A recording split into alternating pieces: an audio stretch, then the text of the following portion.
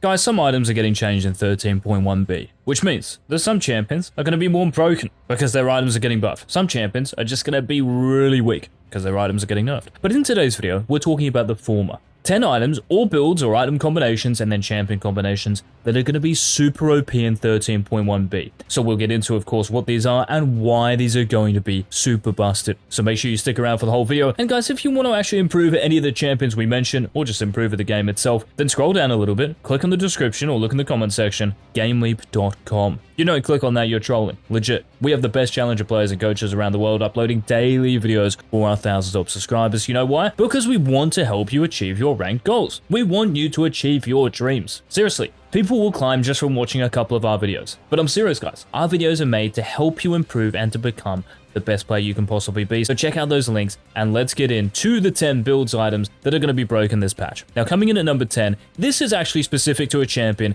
this champion being Zoe. So I don't know if you guys actually watched our previous videos, but for Zoe in 13.1b, you're actually getting a really nice buff. What's happening is that when you actually put someone to sleep with your bubble trouble, that opponent, when they fall asleep, their magic resistance is reduced. That means, well, you know what it means, they're going to get one shot or more. So the build here is quite simple what you're going now. It's just Luden's Tempest and Sorcerer's Shoes, and just because their magic resistance is going to drop when you land your E, they are going to be more one-shottable. This is huge for Zoe because that is what your identity as a champion is about. Landing one skill shot, which is kind of hard to do if the enemy champions have their screens turned on and they go pop. This is going to happen more often, so this build is going to be really broken, especially if Zoe gets snowballing. Now, moving on to number 9 on the countdown, another champion who's going to be relishing 13.1b is Zac. And I could mention here maybe other champions like Sejuani, you know, kind of these beefy champions who like using their ultimates. You might even mention Karma here. Karma is a champion who can use, along with Zac and Sejuani and other champions, Radiant Virtue. So Radiant Virtue, the ultimate popping mythic. So as soon as you pop your ultimate, you getting buffed, your teammates getting stronger. That's what the item is about, right? Well, Radiant Virtue is not getting hit at all in 13.1b. And I think this is just like a really obnoxious item. I still don't think people have caught on to how broken this is, especially on the champions I just mentioned. So if your team does need some sort of utility, guys, and you already have enough damage on your team, going Radiant Virtue is awesome, particularly on a champion like Zac, for instance, because Demonic Embrace is getting nerfed. Rushing that item is not going to be as good anymore. Maybe even building it won't be worth, but Radiant Virtue is holding on to all of its strength.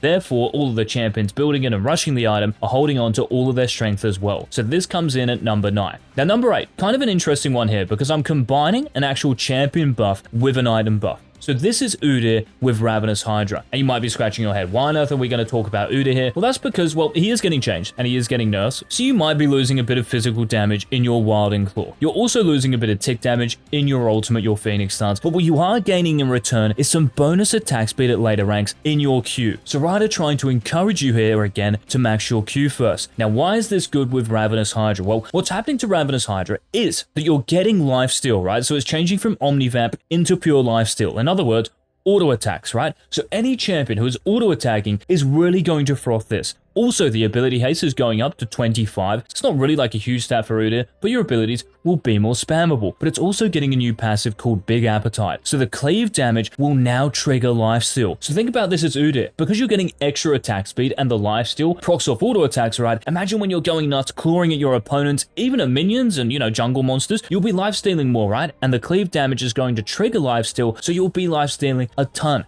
I think this is actually going to be really good, hence him being on the countdown, and I'd love to know what you guys think, and is there another champion out there who is going to relish Ravenous Hydra like this? Maybe a champion like Tryndamere might enjoy it because he's all about auto attacks, but yeah, you guys let me know in the comment section if there are a bunch more champions. Now, speaking of champions who are going to appreciate a new item, well, kind of new item in 13.1b, this is Blade of the Rune King. Now, of course, Bork has been around for ages, but it is getting changed a little bit this patch. So what's happening is the cooldown is going up from 20 seconds to 30 seconds, and the actual magic damage from the passive is going down as well. This might sound bad, but what's happening is that for ranged champions, you're getting extra on hit. It's going from 8% to 9%. Doesn't sound like too significant, but again, the on-hit damage for actual champions who will appreciate this, if we think about Vayne in the top lane, if we think about Akshan in both mid and top lane, it honestly sounds like kind of broken because in the top lane as well, if you're playing Vayne or Akshan, lots of tank champions are going to be about in 13.1b because bruisers are kind of getting nerfed with all the healing reduction now because of the Grievous Wounds buffs. Tanks as well with Jackshow, if we think your Ornn, Sion, Zac with Radiant Virtue, right? We also have Shen with Heartsteel. These champions are kind of making their way back into the meta, and if you play Vayne top with the new Bork, you're gonna shred them. And really the broken thing about Bulk is that you still have insane stickiness, right? Like even if you might deal a little bit less damage here, like obviously Riot have calculated this, it's just the fact you still stick to those champions. Vayne has amazing mobility. Akshan, exactly the same thing, right? Their heroic swing. So for these champions, it really shouldn't be an issue. It should be even better in 13.1b. That's why they're number 7. Now coming in at number 6, this is actually just an item. I'm not saying really anything else here, but Bloodthirster. So in 13.1b, BT is getting changed, right? So Riot have decided to make this item more for those AD carries or just players, I guess, who would appreciate a bit more defense when they're playing, right? So what's happening for BT? You're losing 3% lifesteal, 18 to 15%. But the cost is going down by 200 to 3,200, and you're getting a bigger shield. Okay, now the shield you only get from level 9 onwards, but for AD carries, you are going to be getting this as your 3rd item, right? And by the time you have your 3rd item, you're going to be well past level 9, so no issues there. So for any AD carry who's going like maybe Mythic into Infinity Edge and then into Bloodthirster as their 3rd item, I think this will be the preferred choice. The actual shield you're going to get here is going to be huge, especially considering they're buffing overheal as well. So any sort of healing you get onto yourself, you're going to get that shield. Pair that with Bloodthirster, AD carries might actually be unkillable. Like legit, every assassin is going to need to buy a Serpent's Fang. Every AP assassin is going to need to have a Shadow Flame. So this sounds super broken, and honestly, I could maybe even put it higher on this countdown. Now moving into the top 5, guys, just like I mentioned for Bloodthirster, we're only talking about one item here,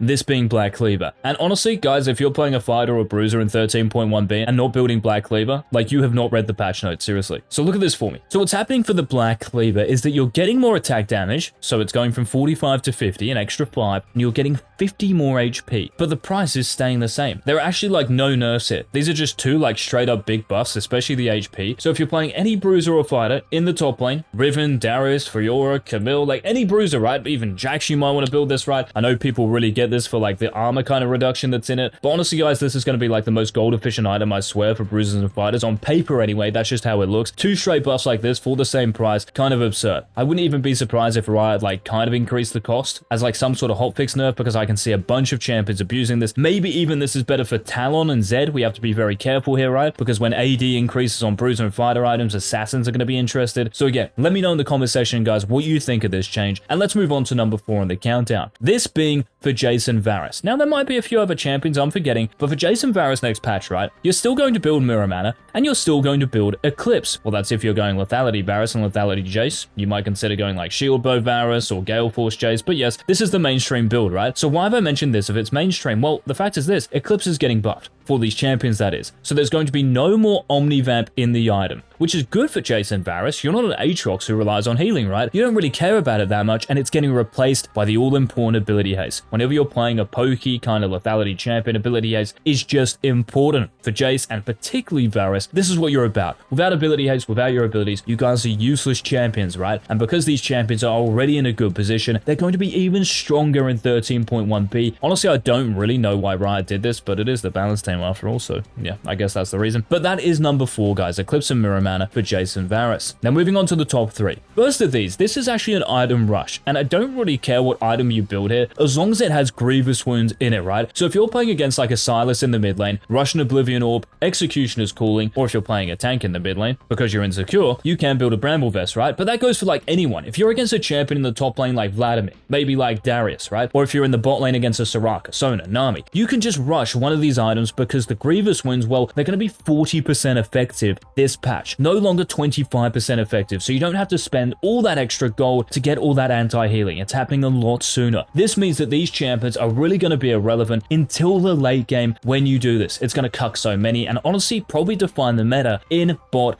and top lane. So look out for this, guys, if you are playing like a healing champion or a champion who relies on a lot of healing, particularly if you're rushing something like maybe Shield Bow or rushing something like Moonstone Renewer. This is really going to affect you in 13.1b. So Grievous Wounds rush number 3. Now moving to number 2. We talked about Bloodthirster, and when we were talking about Bloodthirster, we talked about the first 2 items you're probably going to precede that with, these being a Crit Mythic, Gale Force, Shield Bow, Kraken Slayer into Infinity Edge. But why are you getting Infinity Edge second? Well, if you've been paying attention to our recent videos, you would know that Infinity Edge, the 60% passive, right, where the actual extra damage procs off, is now only 40%. So when you have 40% crit, you get all that extra damage. That means you only need one other crit item that's giving 20% alongside Infinity Edge to get access to this damage. So you are building Shield Bow, Kraken Slayer, Gale Force, one of them, into Infinity Edge as your second item.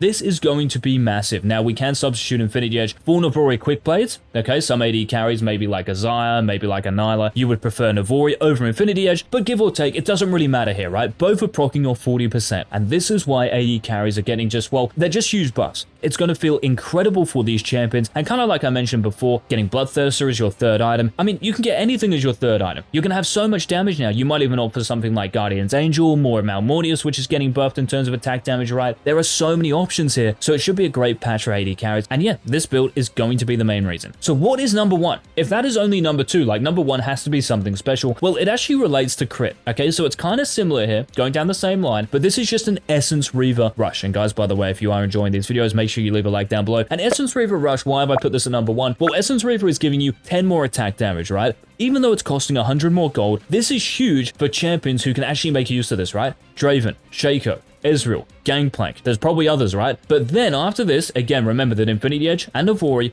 proccing off 40% crit. So when you get Essence Reaver as a Draven, and then you get Infinity Edge. When you get Essence Reaver as a Shaco into Infinity Edge or even Navori, same for Ezreal, same for GP, like, I don't know if there's going to be stronger champions after 2 items than these guys, with an Essence Reaver Rush that is. Because this will happen quicker as well, remember? Because if you're going Gale Force into Infinity Edge or something, well, both of those items are 3,400 gold. It's going to take a bit more time. Essence Reaver is 500 gold cheaper than the Mythics. Now, of course, you don't have a Mythic when you go Essence Reaver into Infinity Edge or Navori. You have to get that as your third item, but it is an accelerated power spike, and honestly might even be a bigger power spike than Crit Mythic with Infinity Edge, especially for a champion like Draven, for instance, who is going to froth this. He cares about damage. Honestly, attack speed from the Mythics, he doesn't really care too much about. That's why as well, like, you might still go Eclipse. But those were the 10 item champion combinations, the builds, guys, for 13.1b that are going to be super busted. If you're not abusing one of these, you're probably going to fall behind the curve. But thank you so much for watching, and until our next Season 13 upload, make sure you hit that subscribe button so you don't miss it. This has been Eggs.